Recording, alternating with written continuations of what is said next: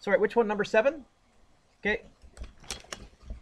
Find the strength of the gravitational field. What you need to know for the test is when I say gravitational field, I'm talking about as a symbol, little g, which on the Earth is 9.8, but as a calculated value, that's big G, big M over R squared. That is not on your formula sheet directly. It's indirectly on your formula sheet. Remember how we derived it? We said that F equals ma, and if that's gravity and that's gravity, which they are, the force of gravity and the force of gravity, then that must be true too. Yes? Keep going? Okay. We're on the Earth, so it's going to be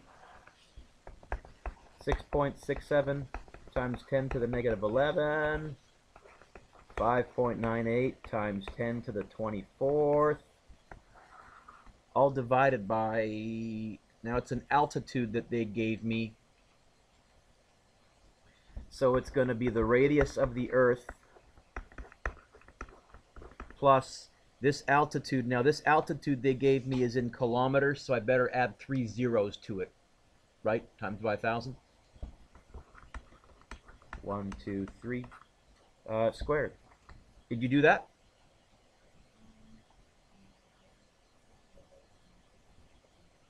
Oh, no. Gravitational field is little g. Gravitational force is different. And this, the units here are twofold. Meters per second squared, which it was last year, but also you can rewrite this as newtons per kilogram if you muck around with the units as well. I like for gravitational field the newtons per kilogram because it's saying, oh, how many newtons per kilogram is gravity pulling on you at? Oh, yeah, that is kind of a measure of the strength of the force. The gravitational field strength. Is that okay? It's going to be one like that on your test, on the multiple choice section. I would also have no problem then, Caitlin, telling you the gravitational field strength and asking you to either solve for how far we are from the center of the planet or how heavy the planet that we're around is. Okay? Any others? I forgot to do my usual who was away last day and didn't get the notes. Do you have them? Would you like them? Because if you ask nicely, I can give them to you. Any others?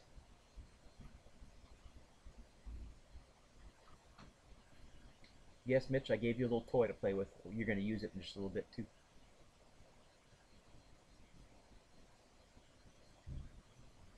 We're all good? Then I have a take-home quiz for you.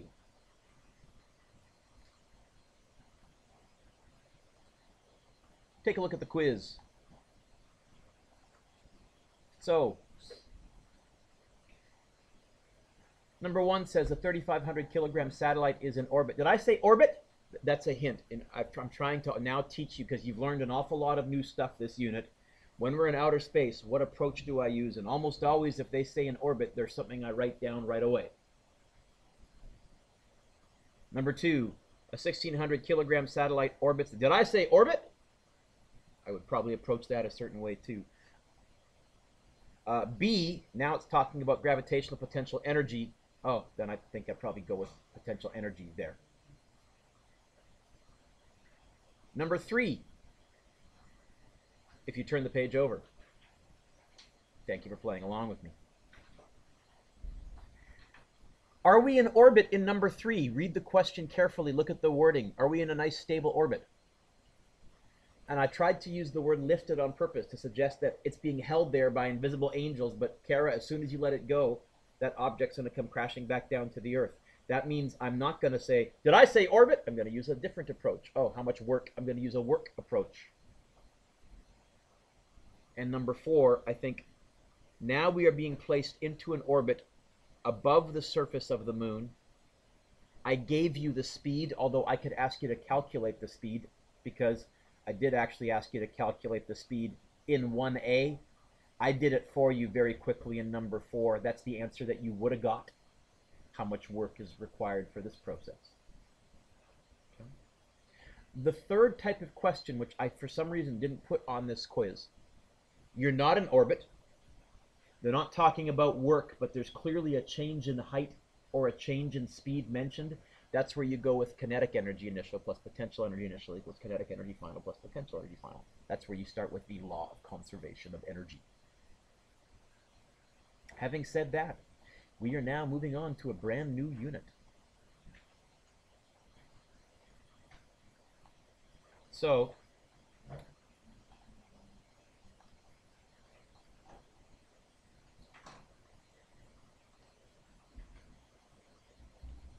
circular motion tutorial, Wednesday, after school, test Friday next week.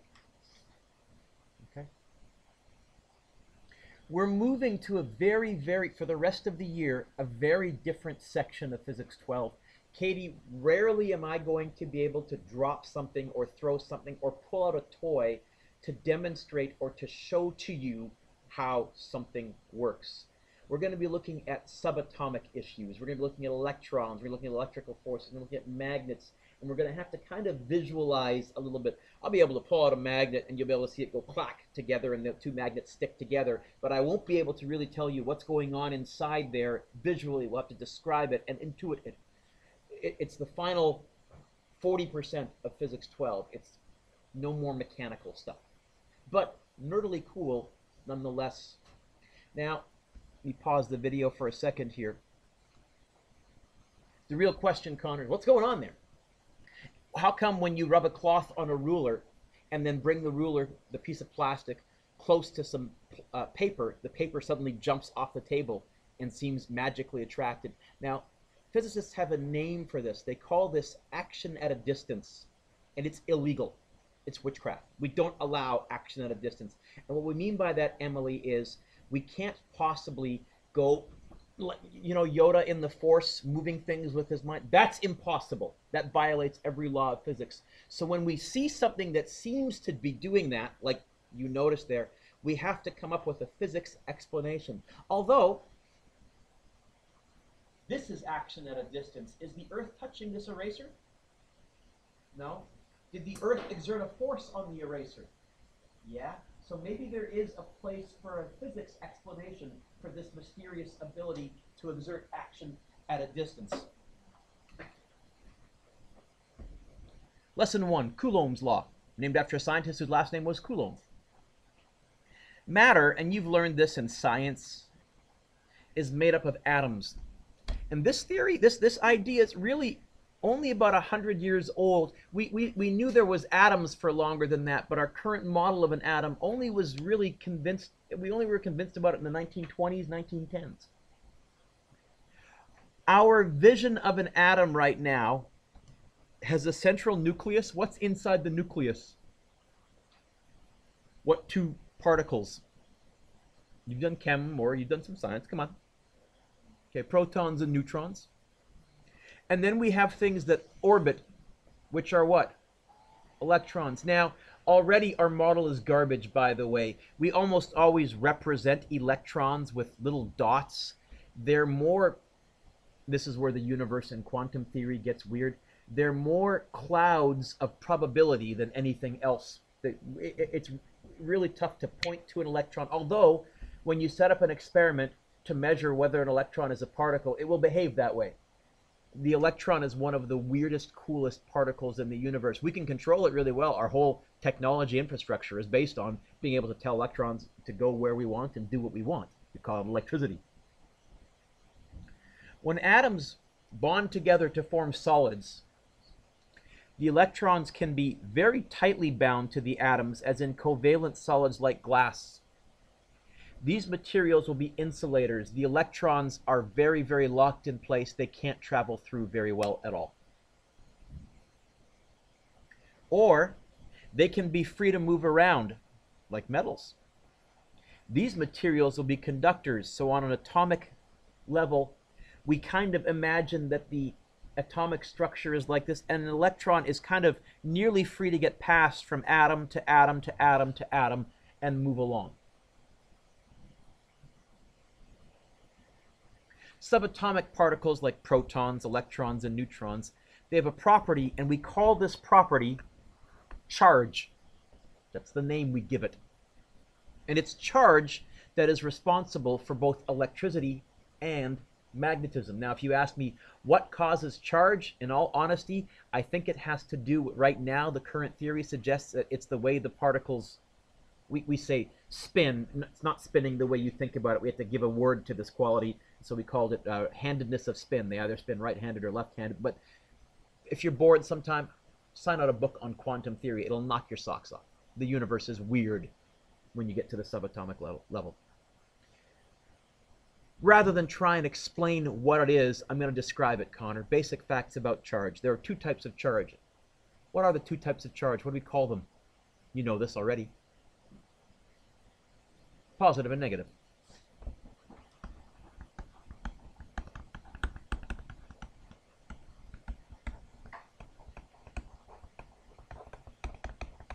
Connor, I believe it was actually Benjamin Franklin who gave them those names.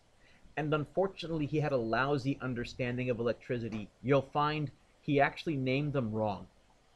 Really, we should have called the positive ones negative and the negative ones positive, because in all circuits, what's actually moving around are the negative electrons. Those we can move around. The positive protons are locked inside the nucleus, and they don't very often move around at all. But the problem is, Andrew, we prefer to do math with positive numbers. When we look at circuits, we're actually going to say, you know what? Even though the electrons are moving to the left, we're just going to pretend protons are moving to the right. We're going to call that positive, which could have all been fixed had Franklin had a better understanding and just called electrons positive. But by the time everyone understood things better, the convention was established. Charge is measured in units of coulombs. Named after a scientist whose last name was, Brianna? Coulomb. Symbol, capital C.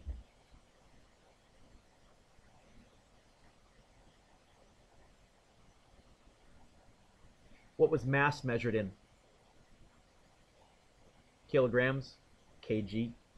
And we also had a letter for mass. What letter did we use for mass? M. We would love to use a letter C for charge, except the letter C is already taken. For hundreds of years, the letter C has referred to a very, very special quantity, the speed of light. That's the C in E equals mc squared. That's the speed of light.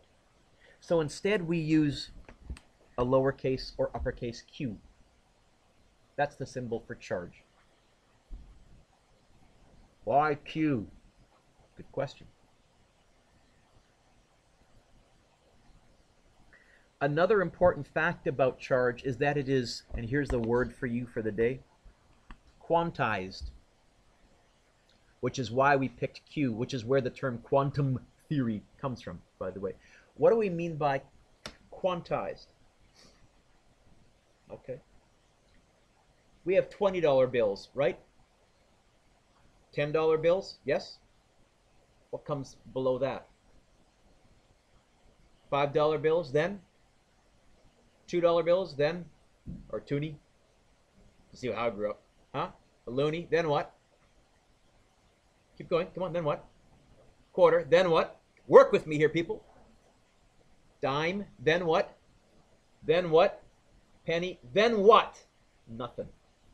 The penny seems, in our currency system, is the smallest unit of money. You can't chop a penny in half. If you do, it's not worth anything. In fact, our entire monetary system here in Canada is based on the penny. Charge seems to behave the same way. There seems to be the penny equivalent of charge. It's the charge on one electron or one proton. We call it the elementary charge. You can't get 1.6 elementary charges. We can't create them. You can get one elementary charge, two elementary charge. Same way you can't get 1.6 pennies. Can't create them. Okay? So charge is like money. With money, there is a smallest unit, the cent, and any amount of money can be broken down into a certain whole number, n, of pennies, but never a fraction of a penny. The smallest unit is cent. Any larger amount is the number of pennies. That's how many dollars you have. With respect to charge, the smallest unit of charge is called the elementary or fundamental charge. This is the amount of charge on a proton or an electron. We use a lowercase e for its symbol. In fact, we'll often use E negative for electron and E positive for proton, the elementary charge. And it's this big, 1.6 times 10 to the negative 19 coulombs. That's on your formula sheet. Can you go find where it is? It's in the same section as where big G and all those other constants are. Because every year I give this question and kids are, I don't remember the chart. It's on your sheet. You don't have to memorize it. Oh, you will. See it, Connor? It's where the big G and all the other and the radius of the Earth and mass of the Earth. Somewhere in there you'll see elementary charge. Yes? Connor, find it? Yes. Okay. Did you just write on the blue sheet? Oh, the blue sheet you can write on. Yeah, that's good. The yellow sheet you can't. All larger charges are multiples of E. All larger charges, the total charge is the number of elementary charges times 1.6 times 10 to the negative 19.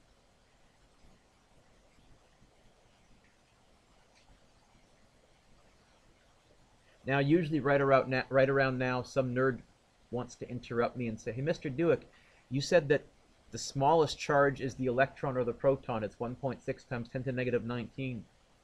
That is not true anymore. That was true, we thought, and then we learned about quarks. We thought protons and electrons, Caitlin, were the smallest building blocks of matter, but then we started building atomic smashers and colliding protons and electrons into each other at near the speed of light, and they broke up. They broke apart. We thought they couldn't break apart, but they did. And they broke apart into quarks, which have charges of 2/3 of that and 1/3 of that. So technically, E is not the absolute smallest charge, but in Physics 12, we're going to pretend it is. And yes, Trevor, once again, I'm teaching you garbage. And you're saying, oh, we're used to that. In this course, you'll be provided with a data page. You probably saw it already in the gravitation section. You did. That lists the masses of the subatomic particles and the fundamental charge. So it gives you the elementary charge, it gives you the electron mass, the proton mass, and the neutron mass.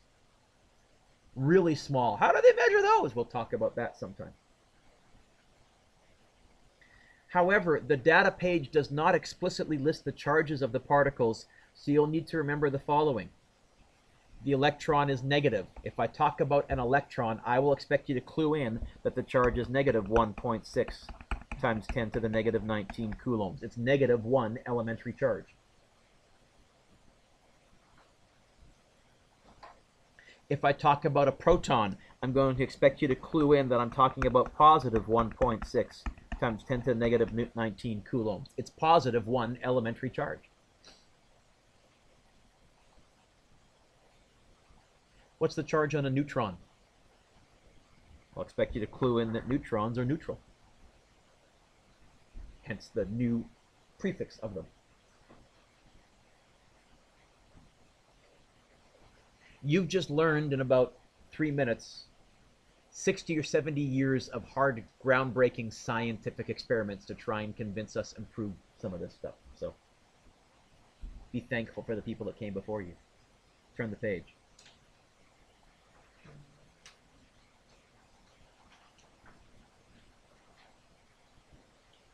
Okay.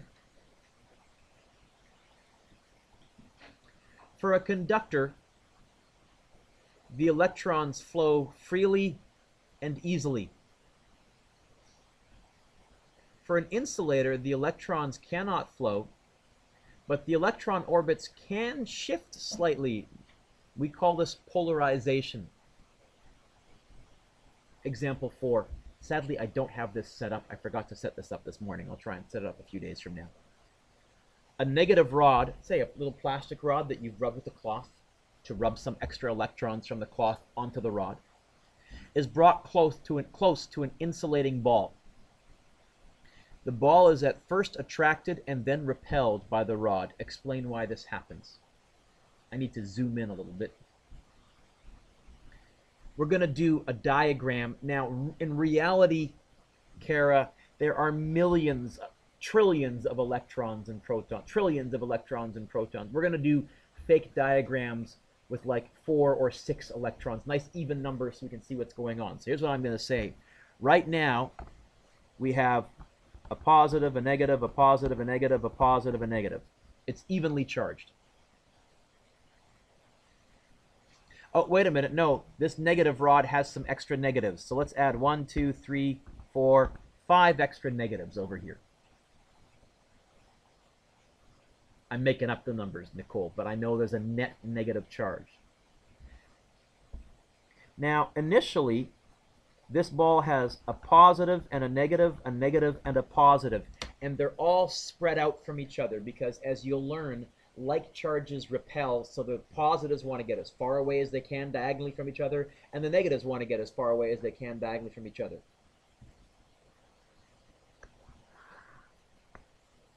Now we bring this rod in closer. These negative charges are going to repel the negative charges in here. So you have those few extra negative charges. What that's going to do is it's going to push those two negative charges here. At the same time, these negative charges are going to attract these two positive charges, which were evenly balanced, but now they're not. Oh, make that a positive. Now they're not. It's going to polarize that ball. It's going to separate the charges slightly. And so now the positives are slightly closer, and the negatives are slightly more far away.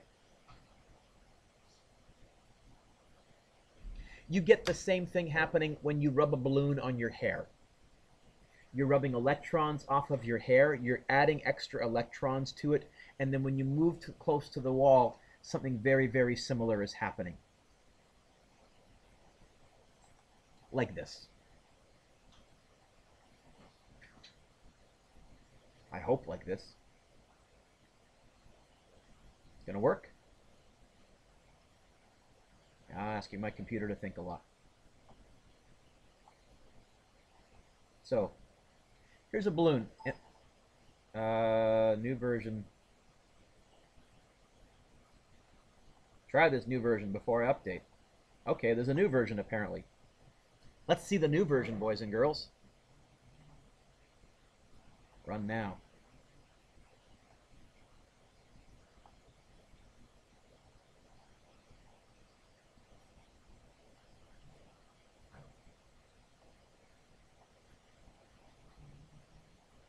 Gonna run? What does the new version have? I don't know.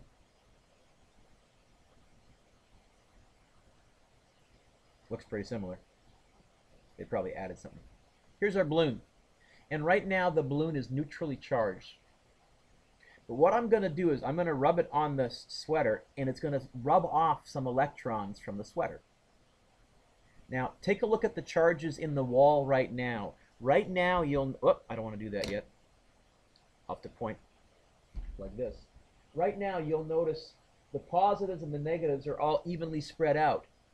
But as I bring the negative charged balloon closer, it's going to repel the negative charges in the wall. Nicole, can you see the blue charges moving to the right in the wall? And that's going to leave a net positive charge on the wall, which is going to attract this balloon. Get closer, get closer, get closer. How about like that? Heck, let's bring in another balloon.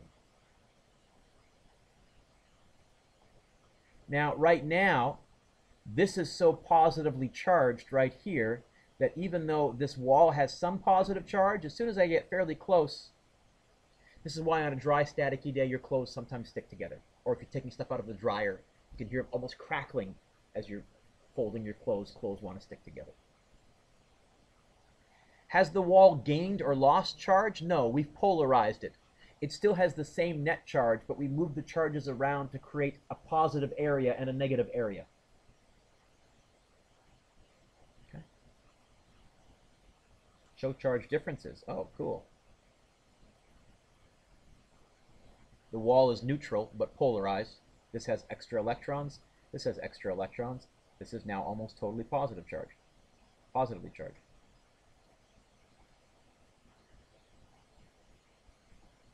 However,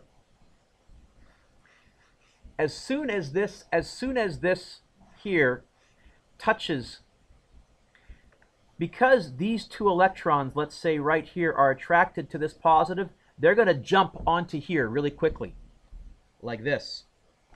So what did we have? How many? 1, 2, 3, 4, 5 extra electrons. I think that's what I put in there. Now we're only going to have 3 extra electrons. We still had our original 2. We still had 2 positives, but yoink, 2 more negatives. 2 of the electrons are going to jump across, Brianna, because they can, because they want to get close to this positive. What suddenly happens? Oh, now this has extra negative charges on it. The net charge on here, Andrew, is now negative. What's the charge on this plastic rod? Also negative. You know what 2 negative charges will do? Repel. And suddenly you'll see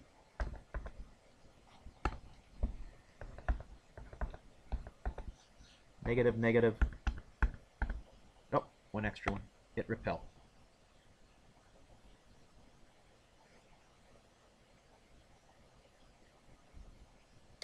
It's easier to show with this totally way cool video that I just found. Oh heck, let's try leaving this running.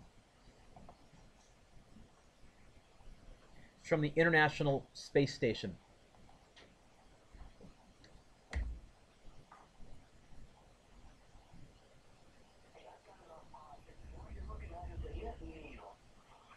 So what we have is a plastic knitting needle instead of a plastic little ruler. Why a knitting needle on the space station? I imagine to pass the time some of the astronauts knit, and you can do some cool, interesting experiments. I happen to have in my crew preference a couple of knitting needles, and not that we have a lot of time to do knitting up here, but there's some other neat things you can do with them. And so watch this. So here I have a piece of paper, and I rub the knitting needle with a piece of paper. This knitting needle is a polyethylene knitting needle. It's 8 millimeters in diameter. And now I'm going to take a syringe with a little Teflon cannula.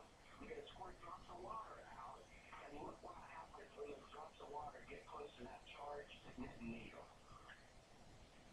So when they're far away, the charges in the water molecule, that little drop of water, are polarizing, and there's a net attraction, probably a net positive charge. But as soon as it gets close enough, now there's so much negative charge repelling the negative charge in the water. It only gets so close, and then it stops. So it doesn't touch the example that I gave you, but I have to admit that is pretty nerdily cool in outer space, that water molecules do that around charged objects. The physics here is a little bit different. It's not about gravitation. It's about charge forces. And of course, charges can exert a potential field, as we call it. So it can exert a force at a distance with no tangible connection. And so you have a charged drop that was ejected from the Teflon tip syringe, and then you have the charged knitting needle, and they're going to be attracted in their opposite charges. But because the drop has some velocity to it, it's orbiting around the knitting needle. Now this knitting needle happens to be a little different than when we started out. This knitting needle is made out of Teflon, and Teflon has some really neat static charging properties when you rub it. And I figured it'd be good to have a Teflon knitting needle when you're on a station. Now look at this droplet. It's orbiting around, and since we have cylindrical geometry here, it can recess down the cylinder, but then it gets to the end, and it reverses its direction and winds back along the cylinder. So it seems to be trapped. Okay. Very cool.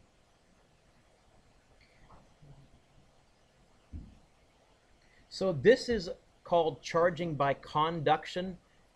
By touching 2 differently charged objects together, this one gained some charge, but we had to physically have them come in contact. There's also something called charging by induction, and this is very big right now. Right now, the newer cell phones that are coming out, they're trying hard, or smartphones, they're trying very hard to come out with cordless technology so that you don't have to plug them in to charge them. They want you to be able to lay it down on a charging mat, for example, and charge several different things at once. Or if any of you have an electric toothbrush, that charges through induction. You don't want conduction. You don't want metal contacts on a wet surface that's not safe in the bathroom. We don't want that. So how can you charge without actually touching like this? Example 5. Two uncharged metal spheres are fixed onto supports, and right now they're touching. A charged negative rod is brought in close to the spheres. So let's add some negatives here. 6 negatives.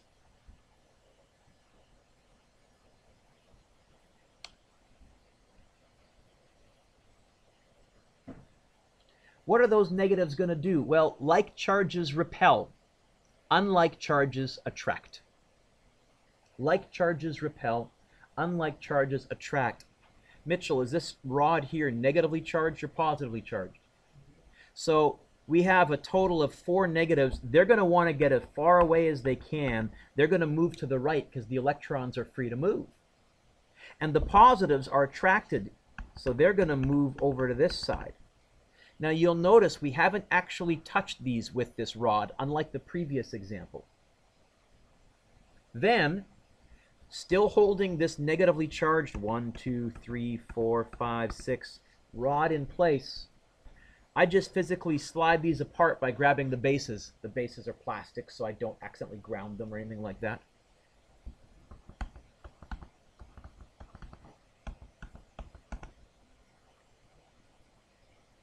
And what I've managed to do, Matt, is separate charges without actually having to touch the objects. We charge this negatively, we charge this positively. Okay, we call this charging by induction. Charging by conduction, hey, that's what you're doing whenever you plug something into a wall.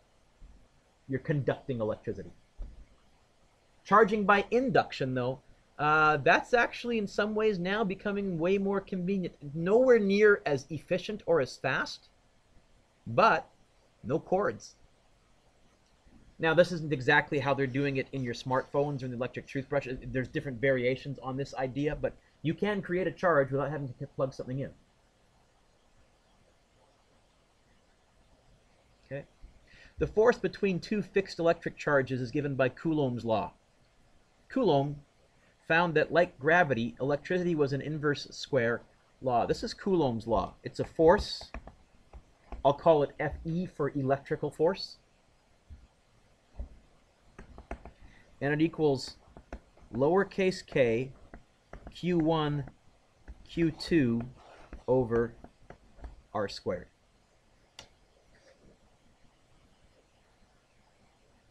Lowercase k Q1 Q2 over R squared. Hey, what equation does this look an awful lot like? Which equation does this look an awful lot like? Give you a hint, we just did a whole unit on it. Doesn't this look like the gravity equation? This is R squared. There's not a G in front. What's in front? This is inspired and bugged physicists for about a century and a half. Because they said, well, if the equations look so much alike, maybe there's just one universal equation. We call it the grand unification theory, or GUT, or the theory of everything, or TOE. This is what Einstein spent the last part of his life trying to find. Was there one series of equations that could describe the whole universe? It's partly why they built the Large Hadron Collider, because gravity doesn't fit into the other ones. K is the number that we have to put there to turn coulombs times coulombs divided by meters squared into newtons. What's K? You have your formula sheet? Find K, please. It's in the constants section there somewhere. What do they call it on the formula sheet, by the way? Constant, it is called constant in Coulomb's law, and it's actually a nice one to remember. It's 9 times 10 to the 9. I think it's like 8.9998 or something like that. 9 times 10 to the 9. Where Q1 is the charge on the first one in coulombs, Q2 is the charge on the second one in coulombs, and then D or R is the distance between the charges in meters. And it's a scalar equation. Now, where electricity is different from gravity, we think, is that electricity can act in two directions. Objects can attract each other, but objects can repel each other. Right now, Arvinder, as far as we know, gravity does only one thing, attracts. doesn't. Maybe there is some type of negative gravity equation. Maybe there's, I mean, we have mass. Maybe there is a negative mass that instead of attracting would repel anti-gravity. The math suggests there is. Haven't found it yet. But the equations, when you look at electricity and see how close these equations are going to mirror what we've learned about gravity, you're going to start to ask yourself, well, there's positive and negative charges. Why isn't there positive and negative masses? Maybe there is. Antimatter. Maybe that's what antimatter is. Who knows? So to fill in the direction of force, we use some ideas. It says Science 10. Do you guys look? When do you guys look at electricity in science now? Because the curriculum has changed. You look at it a little bit in Science 9 or not? No? Okay. Let's pretend you've seen some of this before. We say this. Like charges will repel. Unlike charges will attract. That's the root of the saying opposites attract. So Mitchell, what you know between the paper and the ruler is they're oppositely charged. I don't know which one is positive, which one is negative. I can make some educated guesses or probably come up with an experiment that would figure that out, but I do know they're oppositely charged. So, example 2. Find the direction of the electrical force on the positive Coulomb charge. Okay. We cannot find the direction of this all at once. We have to use something called the Principle of Superposition. That's a fancy word, Joel, for saying, look at the charges 2 at a time. So, temporarily, I'm going to gum up my diagram. Don't you write this. Temporarily, just imagine none of those are there. Positive or negative? Positive or negative? Like charges, no, unlike charges, attract or repel? So this guy will tug this guy here downwards. Let's draw a little arrow like that.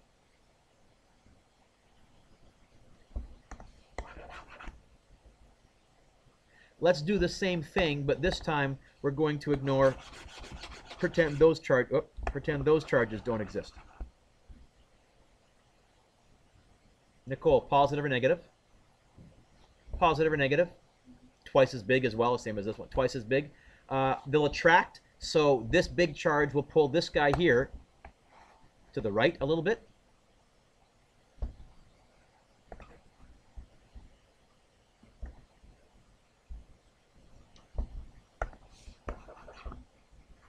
Now pretend that these guys aren't there. Katie, positive or negative? Positive or negative? Like charges repel. This guy will push this guy in this direction, but he's further away, even though he's the same magnitude, twice as big. Further away, I don't think as big.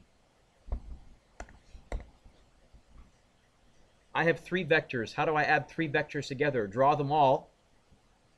I think it would look like this. The first one, plus the second one, plus the third one. I think your net resultant would be, at this moment, it would kind of move diagonally this way. But as soon as it moves, your distances change, and now the forces change. It's a constantly changing force. But I think it would be that.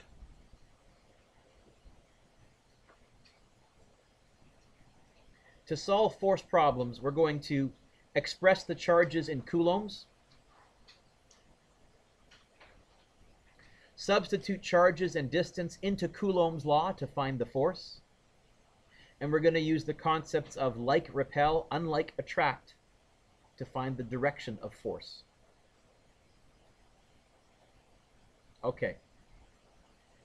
Caitlin, got to get technical here.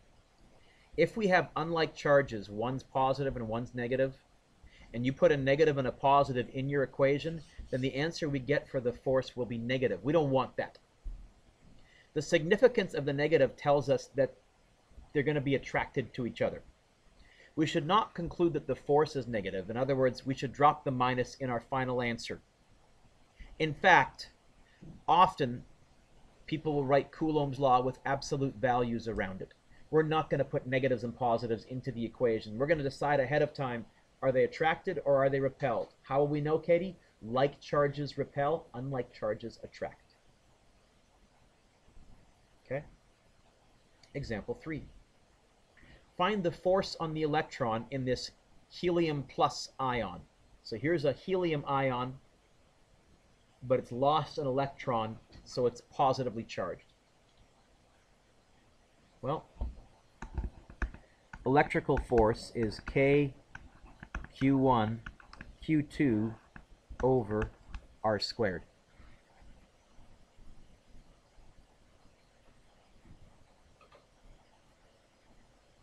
Is that okay, Connor?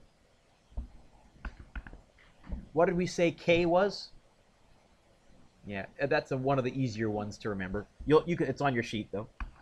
9 times 10 to the 9th. Q1, that's the charge in the nucleus. What do you think 2p plus stands for? What's inside a helium nucleus, chemistry students? 2 what? I'll give you a hint. Letter P. Okay, 2 protons. 2 times, what was the charge on 1 proton? This is the elementary charge. Do you remember what it was? If not, it's on your formula sheet.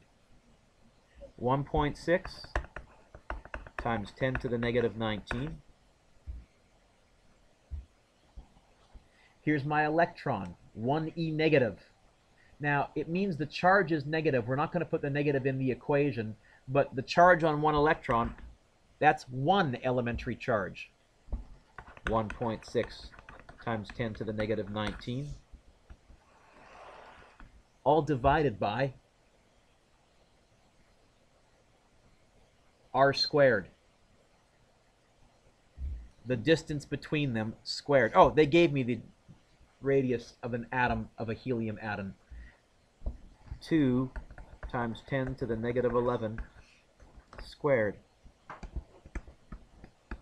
What is the force on this electron? And yes, once again, you want to practice typing stuff into your calculator.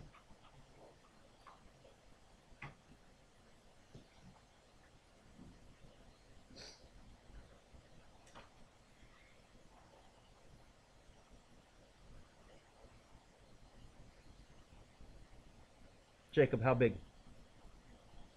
Oh, sorry, I thought you were done.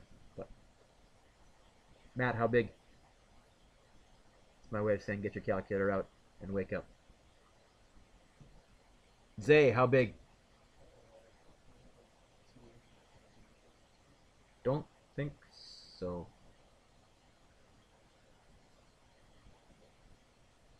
Caitlin, what'd you get? Kara, what'd you get? John, what'd you get? Oh, 1.15 times 10 to the negative 6? Is that right?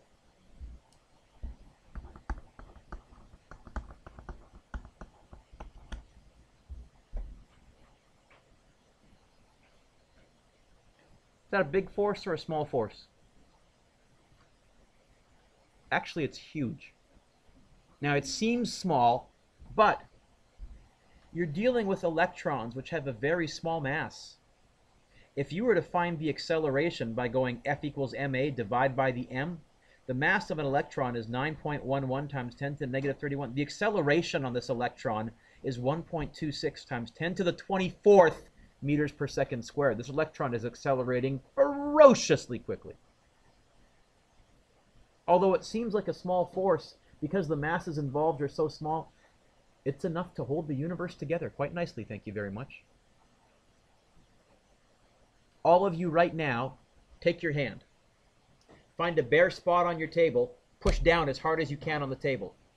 Mitchell, the force that's preventing your hand from going through the table is this one here. The fact that the electrons in your hand are getting, and the protons in your hand are getting repelled by the positive charges, the electric forces in the atoms in the table.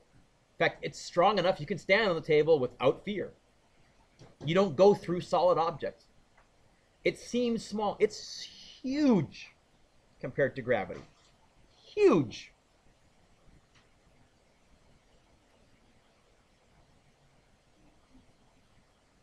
Next page. Example 4.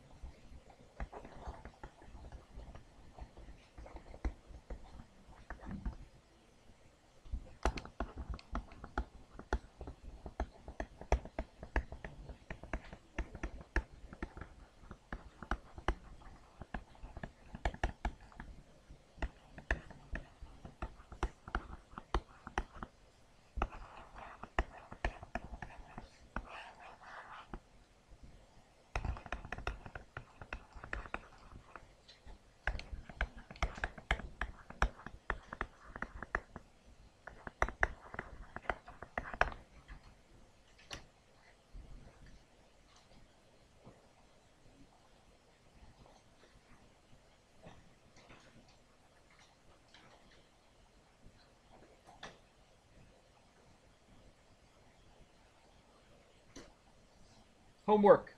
Work on the take-home quiz. Work on both circular motion reviews. We'll finish this lesson off on Tuesday, and I'll see if Tuesday is a nice dry day, which I'm hoping for. We may even bring out the Van de Graaff generator.